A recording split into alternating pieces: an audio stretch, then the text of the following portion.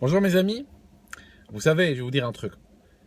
Tu ne peux pas avoir une faction islamiste dans un pays, que cette faction arrive au sein de ce pays parce que ce pays est musulman par vocation, ou par immigration, ou par accident de l'histoire, ça n'a aucune importance.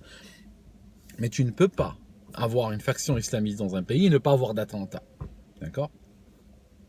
Tôt ou tard, ces islamistes tomberont sur celui qui leur mettra le marché entre les mains, tomberont sur celui qui les financera, tomberont sur celui qui leur dira c'est le moment de passer à l'action.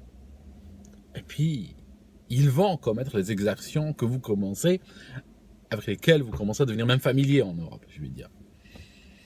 Les autorités en Europe commencent même à tenir un discours qui a tendance à affirmer que les attentats maintenant, c'est le nouveau normal. C'est la nouvelle normalité qu'il faut s'attendre dans le futur à avoir de plus en plus de tueries, à avoir de plus en plus d'attentats, et puis à dépenser une partie croissante de son PIB, juste pour éviter que les métros ne sautent pas, juste pour éviter que les poubelles ne sautent pas, et ainsi de suite. D'accord? Ça, c'est une... Ce que je ne comprends pas en Europe, je ne vais pas aborder la question dans cette vidéo, c'est que... C'est quoi l'intérêt? Ça signifie qu'il y a des pays qui sont musulmans, on va dire par vocation, et qui n'ont pas pu s'empêcher d'avoir une faction islamiste. Le Pakistan, par exemple. Donc effectivement, ceux-là, à la rigueur, je peux avoir un peu de compréhension pour eux. Mais vous prenez un pays comme la Belgique ou un pays comme la France, qui ont rattrapé le retard qu'ils ont par rapport au Pakistan sur les 30-40 dernières années. Donc tu te demandes qu'est-ce qu'ils ont gagné, parce qu'en fait, tu ne gagnes rien. D'accord? C'est un contrat avec le diable. Il n'y a rien à gagner. En tout cas. Ça, c'est le premier point que je voulais vous dire. Le deuxième point que je voulais vous dire, c'est que le grand secret du terrorisme, et ça je montre presque pardon à Dieu de vous dire ça, mais il faudra quand même que quelqu'un vous le sorte, et ce quelqu'un, ça sera moi aujourd'hui. Le grand secret du terrorisme, c'est que le terrorisme marche. Je vous explique. Aujourd'hui, il y a eu par exemple un attentat à Bruxelles, il y a eu des attentats à Paris, etc. Et vous êtes bien sûr des millions à être contre cela. Des millions sont contre. Des millions disent qu'il faut combattre le terrorisme, qu'il faut... on est prêt à accepter tous les excès pour nous débarrasser de cela. Ça, c'est maintenant. Parce que vous êtes relativement... Si on prend des campagnes terroristes qui s'étalent sur 10 ans, par exemple, comme en Algérie, vous êtes, vous, aujourd'hui, au début de l'histoire. Donc, ça fait un petit peu nouveau pour vous. Mais je vais vous dire ce qui va se passer. Et ça, les terroristes le savent parce qu'ils ont essayé cela sur d'autres pays. Vous n'êtes pas les premiers sur lesquels c'est tenté. Il y a beaucoup de pays sur lesquels ça a été fait. Alors, je vous dis ce qui se passe. C'est que, avec suffisamment d'attentats terroristes, vous allez être des millions à dire, même si vous ne me croyez pas aujourd'hui, croyez-moi sur parole, je vous assure que vous serez des millions. Vous serez des millions à dire, donnons aux terroristes ce qu'ils veulent, faisons des compromis, des renoncements, donnons-leur ce qu'ils veulent pour qu'on ait un petit peu la paix.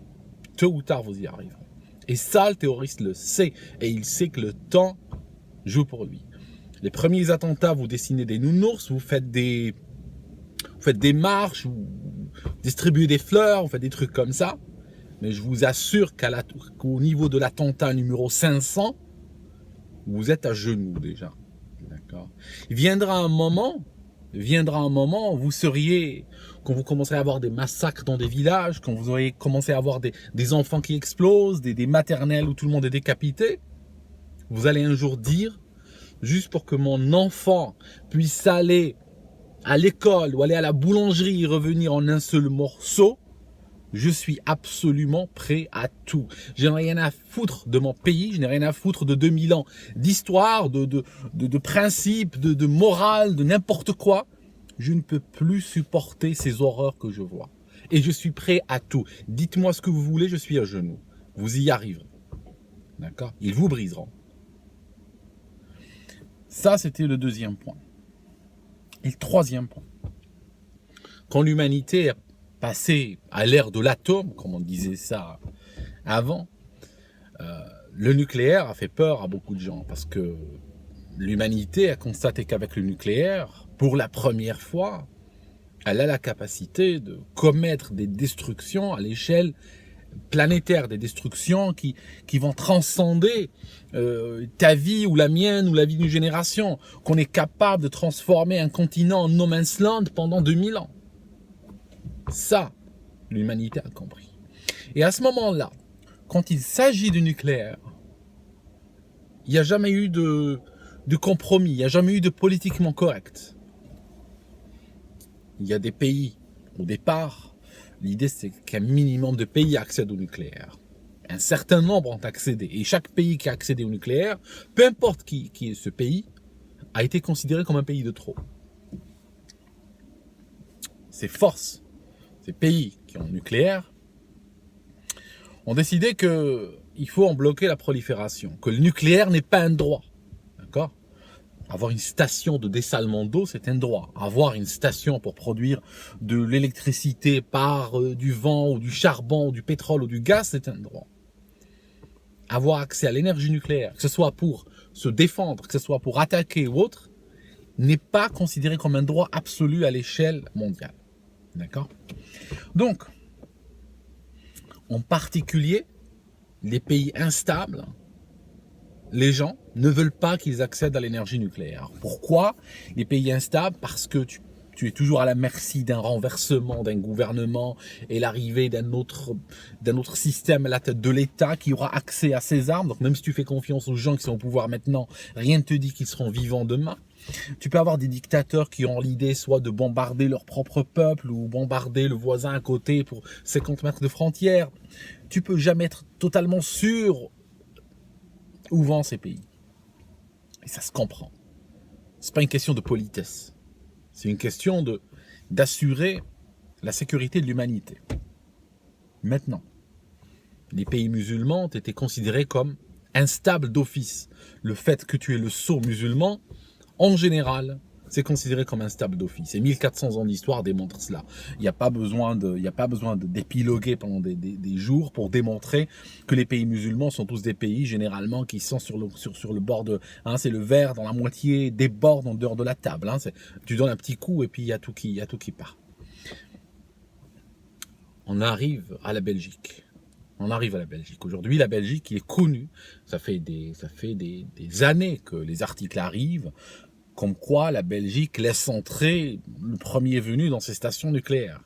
Ils ont des stations qui produisent l'électricité à partir du nucléaire. Et dans ces places-là, qui sont extrêmement sensibles, pas seulement pour la Belgique, mais même pour les pays voisins et pour l'humanité en général, la Belgique laisse rentrer n'importe qui. Pour des raisons de politiquement correct, va laisser des gens islamisés jusqu'au trognon rentrer.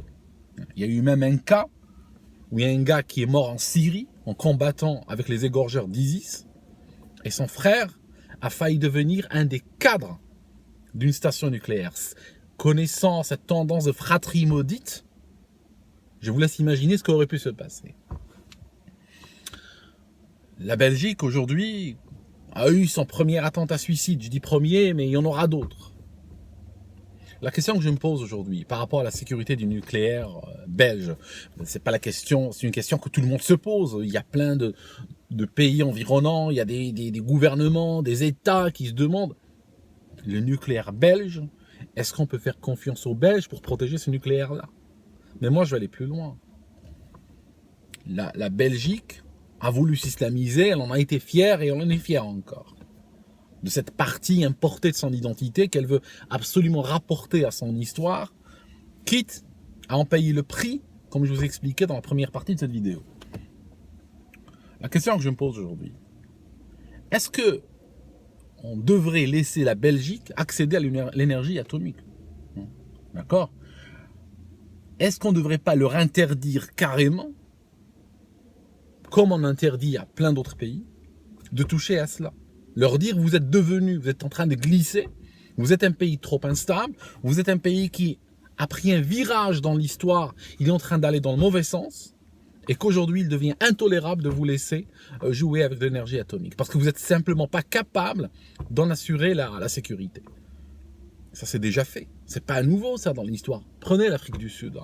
L'Afrique du Sud, à l'époque du régime de Pretoria, ils avaient même des bombes atomiques. Mais qu'est-ce qui se passe? À l'époque où ce régime a été renversé, parce que malgré que ce régime était très mal vu à l'échelle internationale, question sécurité de ces bombes, on pouvait plus ou moins lui faire confiance. Mais après, quand sont arrivés Mandela et les 40 voleurs, effectivement, les gens ont dit, écoutez, nous on est politiquement corrects, on veut la diversité, le drapeau arc-en-ciel, tout ça, oui, mais par contre, les bombes atomiques, s'il vous plaît, il va falloir... Et qu'est-ce qui se passe?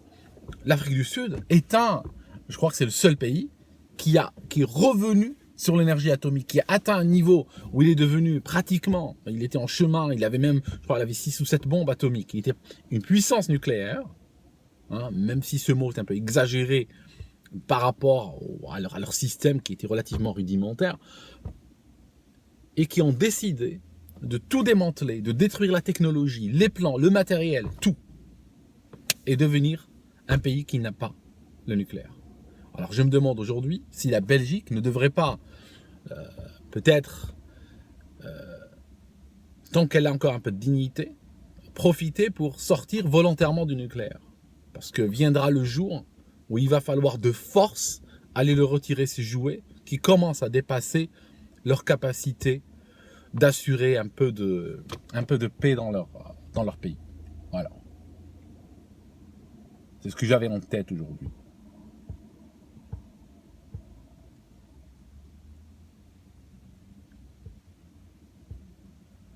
Il faudra bientôt se poser la même question pour la France d'ailleurs.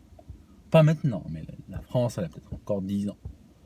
Mais à un moment donné, il va falloir se poser sérieusement la question. S'il ne faut pas qu'ils démantèlent tout avant que le livre de Houellebecq ne devienne une réalité.